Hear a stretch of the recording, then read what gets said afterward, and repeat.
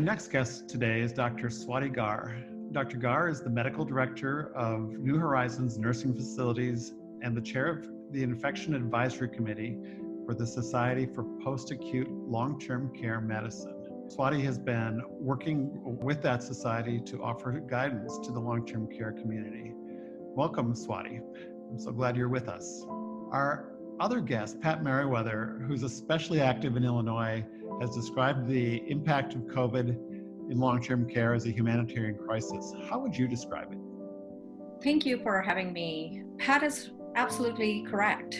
This is a humanitarian crisis, and as long-term care physician, a geriatrician, and a medical director, we feel this acutely. And that is because, as a physician, we realized that Pat had mentioned Kirkland. We found that COVID-19, the attack rates of our, among our residents and long-term care facilities are so high, as well as the mortality, the case fatality rates, which is basically what it means is the virus goes and attacks our residents in long-term care facilities at a faster rate, as well as when they get COVID, the chance of them dying is very high. And again, something Pat had alluded to is this is because of their advanced age, sometimes chronic conditions, the reasons why they are in long-term care facilities. So it truly is a humanitarian crisis. It's definitely something that we have never seen in our lifetimes. It is a humanitarian crisis. Thank you, Swati. We heard from Pat quite a bit about conditions in Illinois, and I know you're in Georgia. What are conditions like there in long-term care? Are they similar or somewhat different? They are very similar to what some of the other states are seeing. We have about 7,000 cases as of yesterday in long-term care facilities. We have had about 1,200 deaths. Half of the deaths that are attributed to COVID in the state of Georgia are attributed to long-term care facilities. So as Pat had described, I think 55% in Illinois. Our number is around that, about 50%, and that is concerning. Pat also talked about where to get information. There's some sort of federal jurisdiction in this space, but also a lot of the problems seem to be local. In terms of the solutions, do you see them more as federal or more as local? Who's giving you the solutions that you need or the information you need to solve the problems facing you? So I would say that it is a patchwork of where people can find solutions. I realized at the end of February when Kirkland happened or was happening that there was something on the horizon that is going to just shake up the whole long-term care facility environment. And I requested some of my colleagues, some infectious disease specialists and geriatricians and medical directors to quickly get to coming up with some of the guidance that we could put out there for long-term care facilities. Started writing that guidance end of February and have not stopped since. And situation changes very frequently. Things are changing very frequently. We have guidance that has come out through CMS, and CMS has come out with multiple pieces of guidance since, I think, early March. CDC has come out with guidance, and that has also been since early March. So those are the two national guidances or places where people can look for guidance. And then there are states. Every state is doing things differently. So it needs to be federal, needs to be very closely knit, as well as local, because your circumstances in local communities might be different. But I think to address this situation in long-term care facilities, Pat had mentioned that CMS is now requiring and CDC is now requiring that long-term care facilities come up with this data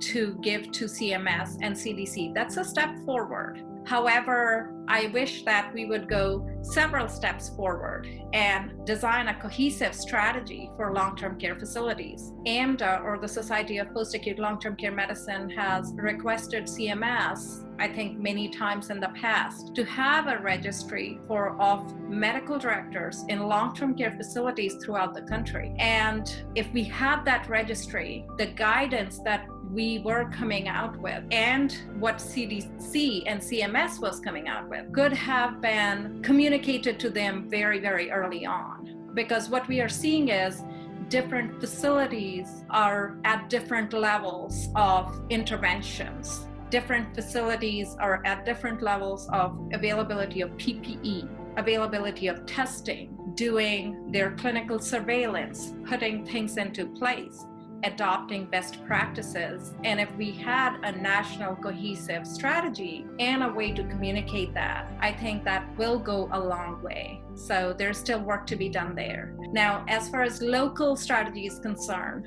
I know states are at different levels of opening up the states. I can tell you Georgia, I think, was #1 state that opened up. What we are seeing right now is something that is concerning. If you go to the Department of Community Health and Department of Public Health website, Department of Community Health gives you the cases, the number of cases in a very complicated format, like Pat said, in long-term care facilities in Georgia, with the number of deaths and the number of staff members that are positive. What we are seeing is that the number of staff members that are turning positive is going up. What you will then see in Department of Public Health website is the number of cases in Georgia. And what you're seeing is there is an uptick in the number of cases of Georgia after the state has opened up. And that is concerning, because what happens in the community also happens to the staff of the facility, because staff live in the community, and then they come in to the long-term care facilities. So you can tell that what happens in the community is so important, and how it affects the whole chain right into the long-term care facilities. Thank you, Swati. You've talked about pulling together this guidance and since February, and I know you've had a chance to kind of experience this also as in your position as medical director. But what's working? You know, of the different kinds of guidance that's out there, what do you see being particularly effective in managing COVID now? Availability of PPE is #1, because your first line of defense is not getting the disease into the long-term care facility. Your second line of defense is the staff not giving it to the residents, or the residents not giving it to each other. So basically you have to think of it from a disease transmission perspective. How can we put these lines of defenses? So very early on, as a medical director, I realized that, we'll have to limit visitors, something that Pat had talked about. And I think CMS came out in about 2 or 3 days later with their visitor restriction policy. We also realized that we will have to make sure that the staff is very well educated as to how the virus transfers from person to person. And so we started our screening, clinical screening, with temperature checks and the questionnaire that Pat was talking about for our staff early March. First week of March, as well as we made sure that the second line of defense is basically masking when they are providing patient care or getting within 6 feet of the patient was happening early March. So basically multiple line of defenses need to be instituted.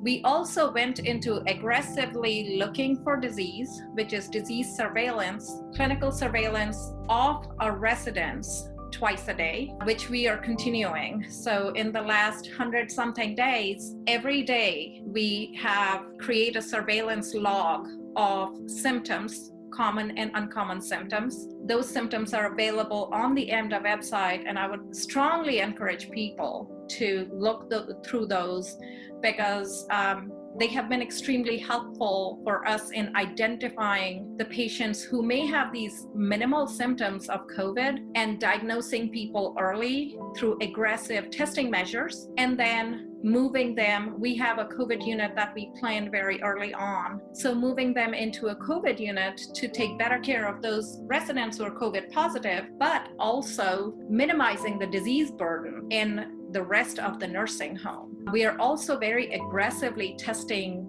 staff As the prevalence in our communities have gone up, now we are on regular routine testing of asymptomatic staff because we are realizing that there are a lot of staff members who may be asymptomatic but are the carriers of disease. As well as what we decided is that the staff masking was not enough. They also needed face shields. So when we had our first case of COVID, we tested the whole facility and we found several asymptomatic residents. And essentially what we found out from that testing is we did a root cause analysis in our facility and said, what could we put in place that is going to prevent this kind of transmission again? And essentially what we came out with after doing a root cause analysis, because we also found that there were 15 staff members that were asymptomatic but positive. We found out that the staff was talking to each other without masks. So we instituted a policy of universal masking. That means you get your screening done, you enter the facility, you wear a mask, and you don't take it off. And when you have to take break, then you go into an environment where there is no other staff member within 6 feet of you to make sure that our staff is protected and the staff is safe. And we instituted the face mask and face shield, which is 2 lines of defenses for the protection of our residents as well as staff members. As far as the nursing home is concerned, it's like a giant ship. There are so many people that are involved in the running of a nursing home. It's not just medical professionals, the clinical nursing staff, the CNAs. There are also administrators. There are also people like environmental services who have become such a huge part of our efforts to keep the disease down. So we met with our environmental services. We changed our protocols in environmental services, the way they are cleaning residents' rooms, etc. So there's a lot of guidance that is on the MWED side for different services that can be instituted to keep the disease spread to the minimum. Thank you, Swati. I mean, it's encouraging to hear how seriously your organization and hopefully all of long-term care is taking the lessons learned and doing things like root cause analyses to think about what you can do better. That was really encouraging to hear. Right now, as we go forward and look at what looks like a longer period of time that we're going to be living with COVID, what do you think is most urgent? If you could wave a magic wand and get something done now that's really an urgent need, what would it be? And how can we help? How can the viewers of this video help make that happen? Is it media attention? Is it reporting? Is it calling our legislators? How can we help the public health community and people like you who are trying to keep things safe in nursing homes?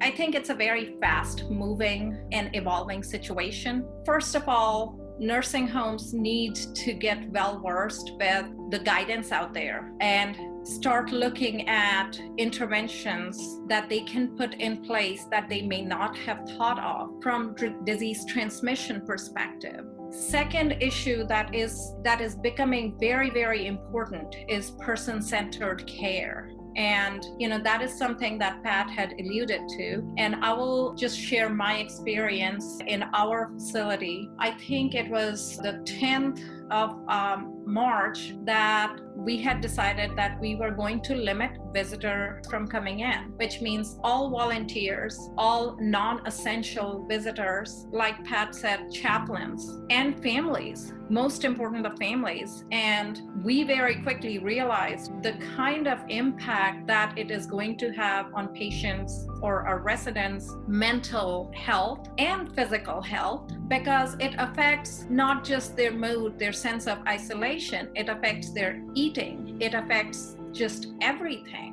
And we have been working on it since then. So when we instituted, for example, the visitor restriction, we decided that was the right thing for our facility to do because of infection control issues. However, I told our administrator we can't institute one without getting another mode of communication, face-to-face communication of residents with their families. So made him go out and buy iPads for the facilities the same day that we instituted visitor restriction. And, at the same time, CMS came out and said no communal activities, which means bingo is suspended. Okay, you can't cancel bingo if you're a long-term care, administrator, or even a medical director or a physician. I know, and every other physician should know the fact that we cannot disrupt bingo. It's sacred in long-term care. So, we realize that we are taking away this huge opportunity to socialize. And, we decided that we were going to come up with ways to counteract that, kind of come together as a team and brainstorm several ideas. Few of them are, we knew that we were not going to have communal activity. So now our activities professional essentially were going to create a schedule of phone calls or FaceTime or other face-to-face technology to create a schedule between the residents and their families, because we knew that we had to fill that gap. Pat has also talked about people being in their room. And I will tell you, a lot of long-term care facilities are not just in their room, they're on their side of the curtain, which makes it even more difficult. It becomes difficult from an infection control perspective. It also becomes more difficult to be in that little environment that our residents are. So recognizing that and saying, how can we mitigate that limitation that we are putting our residents in? Some of the interventions that we came up with is our therapy department stepped up to the plate and said that we are going to take the residents out one by one. So they take the wheelchairs and take the residents outside of the facility, because it's very hard to do that in the hallway. We don't want the hallways to be what we call contaminated from an infection control perspective, but they take the residents outside of the building to give them some sunshine, to give them some activity and some socialization one-on-one. So we have come up with that. We sat down with our kitchen department and our dietitians and offer healthy entrees to our residents. Everything should be healthy. So when I started having this meeting, we have taken something so vital away from our residents. So what are the other areas that we can bring some joy into their life? And when I said, well, this is the South, bring the fried chicken back, they thought that I had basically turned into somebody else. Interventions like this, where we have had to think outside of the box to bring some joy into a resident's life, also it increases your popularity as a medical director.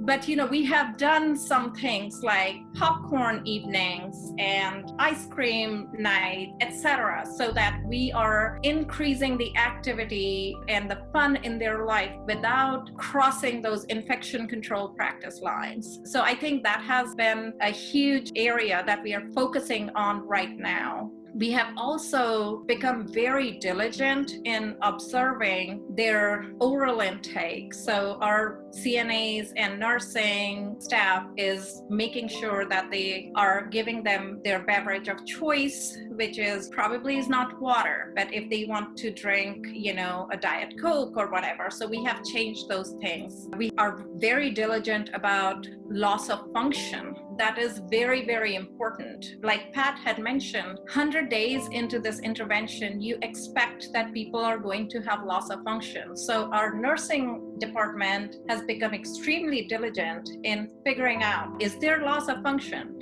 Is this resident now needing 2 people to transfer when there was only 1 required before? And if that is the case, then we do consult physical and occupational therapy. So we have started doing some of that work, to go in and look for things that don't make themselves visible, 3 months later. So being proactive is a big part of this exercise.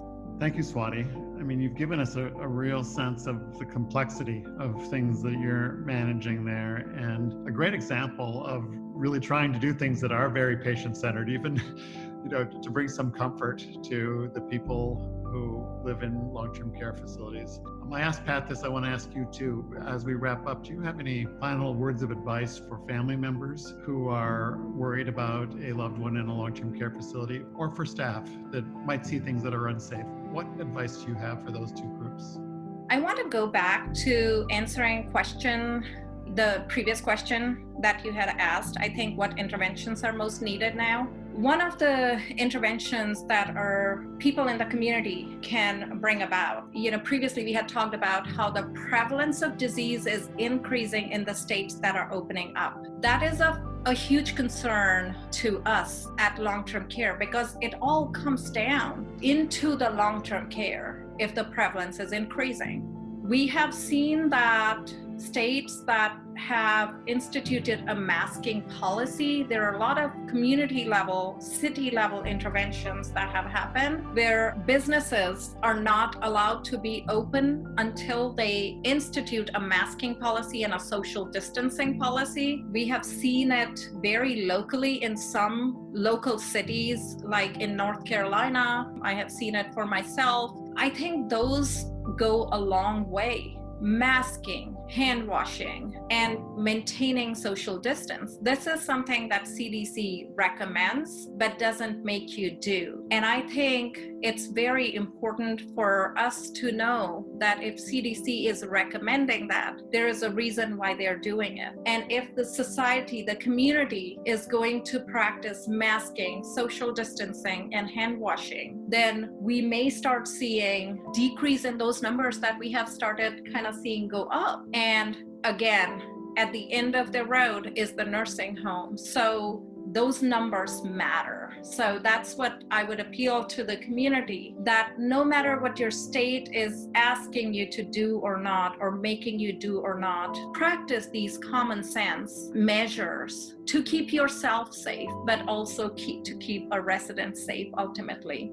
For the family members, I would say that as a medical director and a geriatrician, I understand, and I think I will speak for my facilities, because every other day I am inundated with, Dr. Gar, can we, our residents are looking for the family members. What can we do to put stuff in place to make sure that, maybe we can do something. So almost every other day, or almost every week for sure, we are brainstorming how we can involve more families. One of the things that you can do for your loved one is call them up. If that's all you can do, call them up on a schedule. We realize that scheduled phone call is so good, because then they don't have to wait. They don't have that anxiety that whether I'm going to get a phone call today or not. Even if it's a phone call, call them. Ask the facilities if they have any other face-to-face devices that you can have a face-to-face interaction with your family members. Try to talk to your providers about how your family members are doing. Try to talk to the nurses. Keep a close communication with your healthcare team for your loved one. The other thing that we did put very early on in place is window visits. I'm sure everyone has seen videos and pictures with window visits. So, again, I went to my administrator and I said, you know what, we need to get that company that cleans the windows. So we got our windows cleaned, and we do have those window visits. Bring in your lawn chair, bring in your picnic, do your picnic outside. We'll help you do a window visit. So those are the interventions that we have put in place. We would love to have the visits that Pat was talking about in Illinois. Our numbers, unfortunately, are going up. We're still trying to contain the increased numbers in the community that we are seeing. And so we want to make it safe for one-on-one visitation, but we are looking towards that. So, but there's so much more that can happen. The advice that I would have for the staff working in long-term care setting is basically speak up. Speak up when you don't have enough testing. Speak up when you don't have enough PPE. And speak up when you have any staff, including your medical director, including anybody, your administrator or other staff members, other departments, when you see them doing something that they should not be doing, or when you see them doing something that is not making sense to you, you gotta speak up. So one of the things that we had instituted very early on, because this crisis is of immense proportion and we wanted to get ahead of it, we did basically town halls to make sure that all our staff was involved in this process. So all hands on deck. We also instituted a buddy system of donning and doffing the PPE. How do you wear a mask? How do you take it off? When do you wash hands? You know, how long do you need to wash hands? And we came up with a buddy system that we still have, where one staff member is responsible for taking care of that other staff member by letting them know if they could be doing something better. One example that I would give to you is the fact that a few days back, I was rounding, and in a non-patient care area, I took my elbows and I rested them on the surfaces, and there were 3 other staff members, and I called them on it. I said, you saw me doing something, touching the surface that we decided was not the thing to do from infection control perspective, and you didn't call me on it. So it's very important to give the staff permission to call people on it. And I would go one step further. Well, just a follow-up of that. Yesterday when I went for rounding, I got called on leaning on a wall. And I was very thankful that our staff takes it seriously to have each other's back. When people call on each other, we call it having each other's back. Because what we are really doing is making sure that the staff member that we are calling on is safe themselves and is keeping our residents safe. So that is very, very important. And I would not stop at staff level. We actually came up with a little PDF picture document and we put it in every resident's room saying, don't let the staff approach you if their mask is not over their nose, under their chin. Don't let the staff member approach you unless they can show that they have done good hand washing. Don't let the staff member approach you if they have touched anything else before they have touched you. Help us keep you safe. And I think that has taken off because I hear a lot of residents talking about, how the staff member didn't do this right. So we have the whole facility now involved in this infection control process, to everyone watching out for each other. That is a great environment to be in. Thank you, Swati. I mean, I can tell you're a passionate leader, and that emphasis you put in your organizational culture about speaking up, I think, is a main takeaway from this. To me, we should all be speaking up about risk when we see it. We're doing everyone a favor, including ourselves, when we do that. So thank you. And also for sharing really practical advice, such as washing windows. I don't think we've heard that from someone before, but I can think of a number of people who are visiting their loved ones through windows at their facility. So it was a nice reminder of something as practical, as well as the basics of hand washing, mask wearing, and social distancing is something we all can do. So I'd like to just thank both my guests, Dr. Swati Gar and Pat Meriwether-Argis, for spending some time with us today, offering the viewers of this video such great insight and information. Thank you for having us. And I hope everyone has a great day. And please check out the other videos in this series brought to you by a wonderful consortium of 3 organizations that care about the pandemic: Project Patient Care, H2PI, which stands for the Healthcare Patient Partnership Institute, and Consumers Advancing Patient Safety.